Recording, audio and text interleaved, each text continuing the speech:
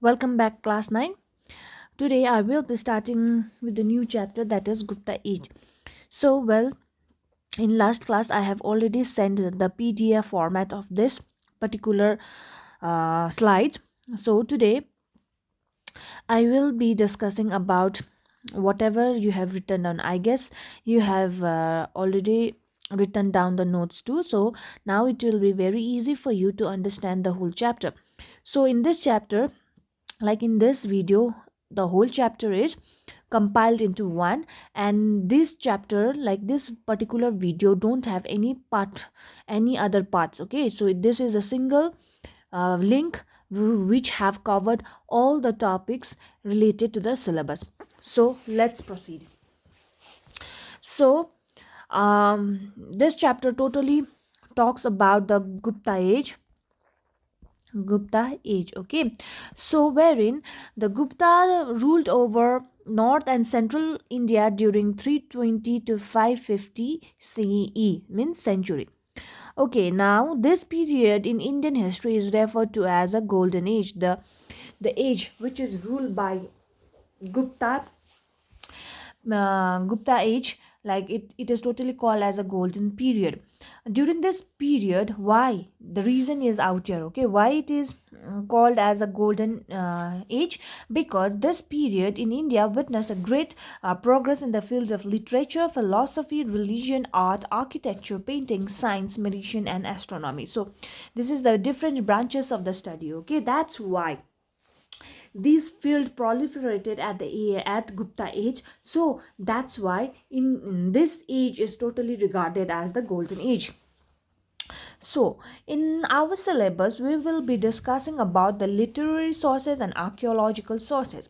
So in literary sources there are numerous literary sources as well as numerous archaeological sources, but according to the revised syllabus we will be discussing about one each. Okay, one literary sources and one archaeological sources. So let's find out what are the respective literary sources as well as archaeological sources. So literary sources, number one is accounts of Fahen, okay, and number two is archaeological sources is Allahabad pillar. So since the inception of our class we have been discussing about literary sources and archaeological sources. So by this time, by now, I guess that you are crystal clear with the words archaeological sources as well as um, um, literary sources. So let's understand what's accounts of Fain. Fain is a person, okay, so he has written certain things, so let's understand that one. So accounts of Fain as a literary sources. Fain was a Chinese pilgrim who traveled over India for more than 13 years. He came from China. Fahin came from China and he traveled India for 13 years. Okay, then he wrote a book about India. Name was Fokhoki. Fokhoki means the travels of fire. So he stayed in India between 399 CE to 414 century. So what happened at that period of time? He wrote in his book. He writes that there was a bulk of population during the Gupta age, and that particular population was totally vegetarian, and they used to follow the principle of ahimsa, non-violence. And this non-violence I have already discussed in my previous lectures about when we discussed about Asoka. Okay, so Fahen writes, like, there was very big population, and those population was particularly follow a vegetarian diet, and they follow the principle of ahimsa. So this is number one that we can make out about how was Gupta, what kind of population was there, what kind of preachings they used to practice, and what kind of diet they used to follow, either vegetarian or non-vegetarian. They used to follow vegetarian diet. So now number two, the caste system prevailed and untouchability had become an established institution in this age. The Chandalas occupied the lower rank in the society, where they were outcast and lived away from the people. They did menial jobs. Menial means very like uh, not worthy jobs, like the jobs that paid them very less amount of money. When they approached the city or a market, they had to strike a piece of wood so that others might avoid coming in contact with them. So this is, there was a social evil, practice of social evil is also there. Okay, so he wrote in his book, Fayen's book, the detailed account of that caste system was also there. Like caste system was there, the untouchability had already established as an institution, and these chandalas were those person who had a very lowest rank in the society, and they used to do a very menial job. And whenever these chandals came nearby, came to city or a market, they used to strike a piece of a wood so that as an others may not contract them. This has also been written in the book of Fayen. The name is The Travels of Fayen. Okay, slavery also existed, although the Brahmins could not be owned as slaves. Slavery was there, but in a particular caste system, the Brahmins was not be owned as a slaves. Women were educated in fine arts and domestic virtues. Widow remarriage was viewed as a disfavor, like they didn't favor any widow remarriage. The practice of devadasi was prevalent. In other words, some girls were being maintained to many temples for the service of God. So these kind of devadasis were also like they were there, okay, in the age of Gupta. So all this data, all this information that we received now, it's from the literary sources written by Fine or Chinese pilgrim. Okay, so now let's talk about archaeological sources, wherein we have to study about Allahabad pillar inscription. Allahabad pillar inscription is one of the most epigraphic evidence of imperial Gupta. Epigraphic evidence, like it is a very epic one, and it is inscribed. That's why it gives a detailed account of the imperial Gupta age. Okay, in that there are achievements of different rulers of Gupta image are mentioned in Allahabad pillar and inscription. Okay, what whoever their kings were there, their stories of war, the victorious stories of war, and whatever the things different ruler achieved at the Gupta age has been inscribed in the Allahabad pillar in terms of image, or it has been inscribed. Okay, so it gives a vivid description of the reign and the conquest of Samudragupta. Basically in that Allahabad pillar, main agenda that has been described about the reign and the conquest of Samudragupta. Okay, historians, both ancient and modern, have considered the historical value of Allahabad pillar. Sorry, I said pillar. People. Sorry, Allahabad pillar, wherein we can get a detailed account of many kings, their stories of victorious stories, not just stories, but detailed account of what that particular king has done. Basically, it is totally like, basically we can find information of the Samudragupta. So it provides a pretty impressive list, pretty impressive list of kings and tribal republic that were conquered by Samudragupta. So archaeological sources, that is Allahabad pillar, it has give information regarding regarding Samudragupta, whatever the things that he did, whatever the war he fought, whatever the things that he administered is totally, and in a detailed account, it is inscribed in the form of image, or it is inscribed. Okay, so these are the sources that we get from the Gupta age. That is, one is accounts of Fine, and other one is the Allahabad pillar. Now let's talk about the political history and administration of the Gupta age, wherein we have to talk about Samudragupta and Chandragupta too. Other name can be Vikramaditya. Okay, so political history and administration of Samudragupta. Samudragupta earned a reputation as one of the greatest king and conquerors. So how? Let's talk about his conquest. Okay, Samudragupta first defeated the rulers of northern India and annexed the dominion. Means annex means make the empire as empire of Samudragupta, who like not the rulers, okay, defeated the rulers of northern India. Then we can talk about, we can the rulers are, they included the Nagas of Mathura, Padmavati near Gwalior, and Achitra, the region of Nevarud of Bareilly, and the ruling chiefs of western Uttar Pradesh and eastern India. He won victories over 12 rulers, including those of Orissa, Andhra Pradesh, and Tamil Nadu. He defeated the rulers but did not annex their kingdom. He defeated these 12 rulers, okay, but the kingdom was not annexed, okay. So this was an peculiar thing. He allowed them to rule as tributaries of Gupta Empire. Tributaries means, I guess, I'm sure that you have understood what is the river is there, and many tributaries come from one singular river. These are called tributary. So what did the Samudragupta did, that he did not annex 12 kingdoms, okay. He made them as a tributaries of Gupta Empire. The rulers of Bengal, Assam, Nepal, Rajasthan, Madhya Pradesh got impressed by his victories and submitted their own free will and agreed to pay tributes to him. So he was very much confident leader, and by seeing this, the rulers of Bengal, such as Assam, Nepal, Rajasthan, Madhya Pradesh, and so on and so forth, they bowed them in front of the rulers bowed in front of Samudragupta and agreed to give him a tribute. So Samudragupta's personal attainments.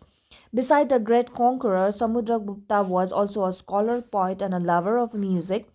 He was called he worshipped Lord Vishnu, but he showed respect for all religion. He was also known for patriot for learning. He wanted to learn more new things, whatever the things that he come crossover, then he started learning those things. So he had keen in learning different new things, okay. Political relations. Let's talk about his political relation. When he was a king, he established political relation with Ceylon, now Sri Lanka. He gave permission to Ceylonese king Meghavarna to build monastery to the north of Bodhidri. So now this is just whatever the things that he did, okay. Not just he was a conqueror, but he was a scholar, poet, and a lover of music. On top of that, he wanted to learn new things. He wanted to learn various new things that he came across in his life. So his political relation was very much good, as he maintained a very cordial relationship with other countries such as Sri Lanka, Ceylon, etc. Okay, now that is Samudragupta. Now let's talk about Chandragupta, whose name can be also called as Vikramaditya. Now Chandragupta too was determined to overthrow the Saka power in Gujarat and Kathiawar Peninsula. So this is one, Chandragupta was very much determined to overthrow Saka power in Gujarat and Kathiawar Peninsula with the view to pursue his plan against Saka. Look, to defeat Saka, he married Kumbhi Maga, a Naga princess. He gave the hand of his daughter to Rudrasena to the Vatika prince. Okay, not Vatika, Vakata ka prince. Okay, so these are just the least information. Okay, that don't carry any weightage, but also you need to understand. Thus he secured a friendship to those rulers who could be much more service to him in his campaign against the Sakas. So what he did means, he did friendship with those rulers who could be more profitable to him, and he extended his help, his friendshipness to those rulers who can be used against the Saka. He attacked the Saka. He conquered the Saka rulers and obtained the title of Sakari. Okay, who? Chandragupta. Chandragupta obtained a title of Sakkari. He put an end to the dominion rule of foreigners in India but added a rich areas and prosperous paths to his empire. He defeated a united front of enemy in Vaga, Bengal, and his victorious arm reached to northern Afghanistan, etc. Okay, so these are the things that Chandragupta II did. Okay, so contribution in the field of education. Okay, his contribution. Chandragupta's contribution. Number one is Nalanda University. Number two is science from Aryabhatta, and number three culture works of Kalidasa and Deoghar temples. We need to understand one by one how this has affected, how this has not affected, how it has contributed. Okay, in the field of education. Nalanda University, it was the most renowned educational institution of ancient India. Nalanda University, located at the Nalanda in Rajgahiri in Bihar. It was originally set up by Sakra Aditya in the 5th century AD during the reign of Kumaragupta I. The University of Nalanda has imposing buildings, means it was big, huge buildings. There were at least 8 colleges built by different patrons, including one by one. Balapudreva, king of Sumatra. Okay, so there you need to understand that in 8 colleges were there, and different patrons were the leaders or scholars were or teachers were there. Okay, according to Hu Sang, the whole university area was enclosed by a brick wall. So the university is there. If it is considered this as a university, 8 university, and whole university was enclosed with brick wall around them. Okay, so brick wall around them. The Nalanda University provided various facilities to the student for their studies. There were 3 great libraries called Ratnasagar, Ratnodhadi, and Ratna Rajak. Okay, there were 3 great libraries. There were more than 10,000 students, including teachers of all kinds. They came from Korea, Mongolia, Japan, China, Tibet, Ceylon, and various parts of the world. They mean students came from these different countries around the world at that period of time. And imagine the extent of Nalanda University. The subject of study at Nalanda University were all the 4 Vedas, Rig Veda, Yajur Veda, Atharva Veda, and Sama Veda. Now they studied logic. They used to study grammar, medicine, Samkhya, Yoga, Nyaya, and the Buddhist work of different schools. Okay, it was not an ordinary university, because at that century, at that period of time, imagine the extent of Nalanda University and its scope or a subject study, because it was very huge and it was famous around the world, and many students like foreign students came, and it was very difficult to get admission also. It was a postgraduate institution, means postgraduate means masters MA institution, to which admission was very difficult. Before admission, an examination was held, which hardly 20% of students passed, and the rest 80 were rejected. Only the most brilliant were admitted to the university. Okay, so this was the criteria to be a part of Nalanda University. Nalanda continued to beacon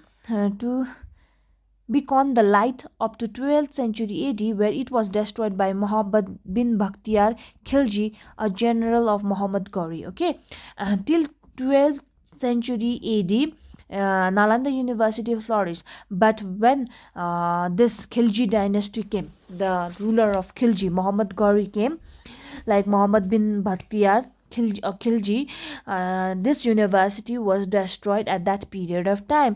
Today, only the remains of this magnificent and glory can be seen. Today, it's just remains can be seen. Okay. Further, let's talk about the science. Aryabhatta. Aryabhatta was a great astronomer and mathematician, which was from Gupta age only. Okay, he wrote 2 famous works, Aryabhatta and Surya Siddhanta. The former deals with, former means Aryabhatta uh, works, the Aryabhatta and Surya Surya Siddhanta. It deals with arithmetic, geography, algebra, and trigonometry. It deals with arithmetic, geometry, algebra, and trigonometry. He worked out of exact value of 7 I pi vis-a-vis 3.11416, and this is like a value that is related in mathematics we use, and without it's very difficult to understand the major components of math. Okay, and he discovered the formula of area of triangle. So you every day practice mathematics wherein this formula cross by, and it is given by the Aryabhatta. In his work Surya Siddhanta, he explains scientifically the causes of solar and lunar eclipse. So, in Surya Siddhanta, he has talked about solar and lunar eclipse. He was the first Indian astronomer to declare that the Earth revolves around the Sun and rotates its own axis. He was the first Indian astronomer to say that Earth revolves around the Sun and rotates on its axis. India's first satellite sent into the space was named after Aryabhatta, after the great astronomer. Okay, so he has contributed a lot in the field of education. Culture. Kalidasa and Deoghar Temple. Kalidasa is regarded as a greatest poet. He lived during Gupta period. His four poetic works are Ritu Samhara, Raghuvamsa, Meghadoot, and Kumara Sambhava. He has written four works. Okay, his works has been translated in major languages in the world. Kalidasa's work contains the traces of political history and provide us with reliable information about the government, society, and religion. Okay, his works also give us an idea how the government was there, how what kind of society was there, and what kind of religion that Gupta people used to follow. The Vishnu temple at Deoghar. Okay, the Vishnu temple of Deoghar is located about 112 kilometer away from Jhansi in Uttar Pradesh. This temple is completely made up of stone, while the outer walls of the temple are decorated with the scenes from Ramayana. The entrance and the pillars are adorned with the many paintings and carvings. This temple gives us the glimpses of craftsmanship of people belonging to the Gupta dynasty. So it gives a detailed account of what kind of people were there, what kind of occupation that people used to do in Gupta dynasty, how beautifully it has described Ramayan into the outer worlds of the temple. The temple is Devgarh. So now let's understand the administration in the Gupta age.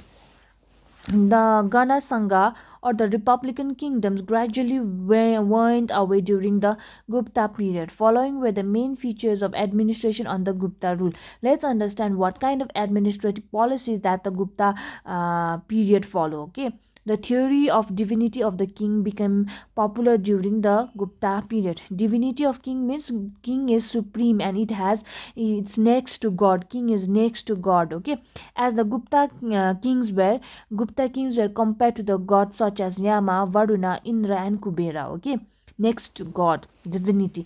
King is supreme. King is powerful. King is like next to godliness. So those kind of things. The administration was highly centralized, as all political, economic, military, and judicial powers were centered in the hands of emperor. That is Gupta emperor. Central means the power in hand of one single person. All the appointments of important administrative and military officers and governors were made by the king, okay, and they worked under his supervision. So king was considered as a supreme, okay, and all the important decision was taken by king, as he used to choose military officers, he used to choose his governors, he choose everything. Okay, Brahmanas occupied an important position in the court of Guptas. Although the kings had unlimited power, the Brahmanas were the custodian and interpreter of the law, as they also kept check on the royal powers. Okay, so we come to know that Brahmins has a different power. Okay, that they were the one who used to check and balance if the royal power is doing not good judgments about the public things. Okay, so Brahmins used to act as a mediator and to make and to check and to keep an eye on the king, that his policies or his method is good or bad. The Council of Ministers. The Gupta ruler had Council of Ministers. It Council of Ministers consisted of royal prince, high officers, and feudatories. Kumar Matya and Sangha Vigarahia was some high officials. So, like, he maintained various feudatories of the empire. So many things were there, and they had to maintain their relation in order to keep war, in order to maintain peace, and in order to, like, their defense ministers were also there at that period of time. Saulikika was an officer who was concerned with the collection of tolls and the commodities. Okay, revenues were collected mostly in kind, but rich peasants paid them in cash. So these are the things how revenue was collected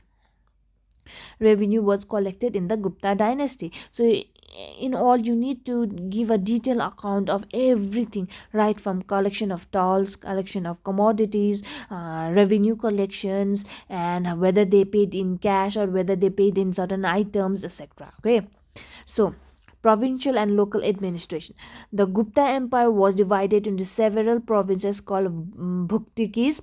Bhuktikis were located after by Governor Uparika. The provinces were further subdivided. These provinces was further subdivided into districts called Vishayas, which were looked after by Vishyapati. Prominent cities were looked by the Auyukatas.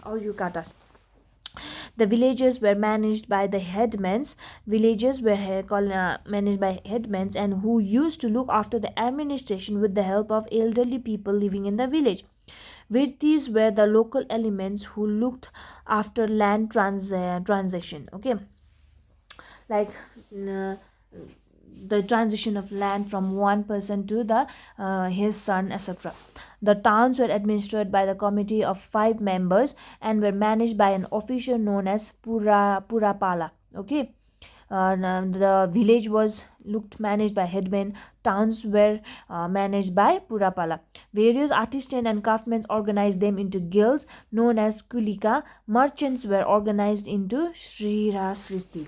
Okay, so artisan and craftsmen had their own guilds, and that guild was known as kulika. So the more or less the meaning I have cleared in the last videos also, what is guilds. Okay, so I'm not going to in that. Merchants were organized in serious cities.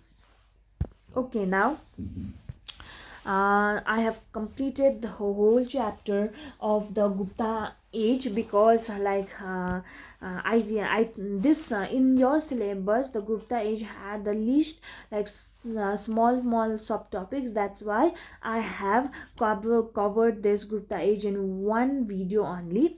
So kindly try to solve question answers also in examination. This chapter is included too. So more or less I have explained all the important aspects of this one, Gupta age. So it's just that we need to understand that in every chapter of history, literary sources are discussed, as well as archaeological sources were also discussed. So it is very much clear and understandable that whatever the chapter is there, you need to memorize the what are archaeological sources and what are literary sources. Where in Gupta age also we talk about the literary sources of accounts of fire, and archaeological sources, that is Allahabad pillar, has give a great understanding about why this Gupta period is considered as a golden age of India. So I guess till here you have understood. Till then, stay safe and take care, and all the best for your examination.